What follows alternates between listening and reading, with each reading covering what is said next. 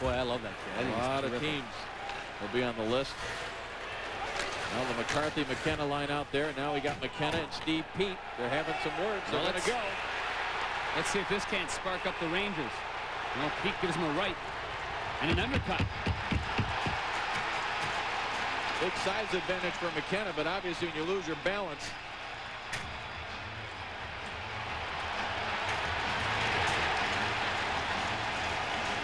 You know, the last game we did in here, the Washington Capitals and the Philadelphia Flyers, the Capitals were not very good that night.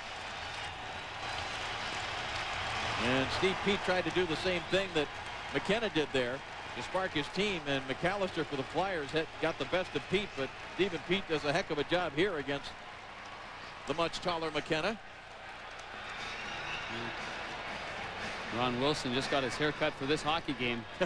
And I think he liked what he saw there. Just the countering of the aggressiveness of McKenna to try to get his team jump started, getting out on the ice, trying to get things going. And really the right hand of Peat, you know, really, I think, surprised McKenna as Ron Lowe looks on. He needs something. And when you need something, you know, your bench needs something.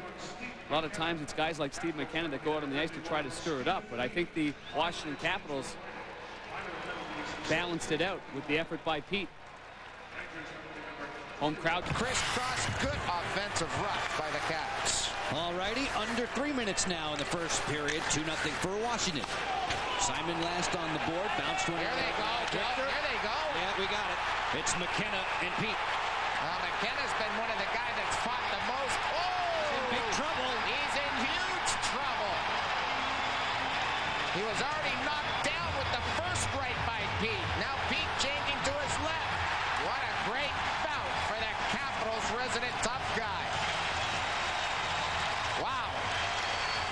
Craig, we were on the bus heading back from Raleigh, and I was talking to Steve. I said, what are you going to do if you get McKenna? He said, you got to get inside. A guy with that much height and that much reach, you got to tie him up in tight. Well, he did his job. Well, here they go. Kaboom. McKenna gets the first shot in, but watch Pete's right. Right here as he gets him down. Boom, right there. Knocks him silly, and so does the second and third and fourth. Excellent rights by Peat. The Caps are loving that on the bench. Stephen Peat now with 8 fights in his 8 games. McKenna leading the NHL, I think, in the month of November with the most fights, Joe. He's been looking for it every time he's been on the ice for Coach Ron Lowe. Talking about his own Sandy McCarthy. Good takeaway from behind by Dimitri Kristic. His pass was blocked. Sandy and a bouncer that steered into the corner. Here we go, McKenna and Peat. McKenna didn't want to start this. Peat kind of did, then they got after each other. Oh, there's a couple right in the kissing. Peat's throwing some here. McKenna's coming back. And Peat changes hands. So does McKenna. Down they go. Well, after some pretty good hockey, we get some bad blood. Peat did not play in the last game these two teams played.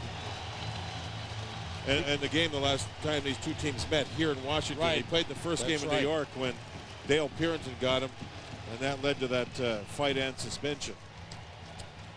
So McKenna and Peat go into their respective locker rooms for 5 minutes each. And Rangers need a little of an emotional wake-up call here. They're not playing with the normal emotion we say. There's the collision. And McKenna and Peat are there. They sort of shove. And Peat kind of wanted to get at it. And then you can see what Peat did a really good job with as he throws 3 there in a row that landed is he changes hands. He's a young scrapper. It looks like he can take one to land some. See here now he'll switch hands. So